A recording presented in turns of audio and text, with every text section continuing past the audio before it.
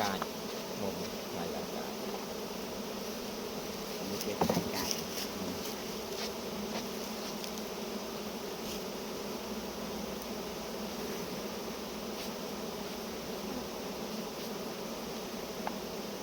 ទឹកមុំវាចាស់ល្អចាំកៅមកផតបង្ហាញជាម្ដងទៅលើចុងក្រោយពីលើចុងក្រោយម្ដងនេះណាខ្ញុំបីតាបានម្ដងទៀតក៏ទឹកមុំយើងអត់ទៅល្អដែរហើយយើងអត់ប្រហែលទៅលើចុងក្រោយអូកាយហើយមកបុកតាចឹងអាចមានបញ្ហាឡើយហ្នឹងរត់ឡើយ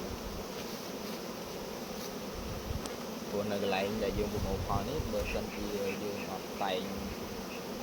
ខ្លួនឲ្យសមរម្យដូចគាត់ទេមានចំណុយមានអីទេតែមិនមាន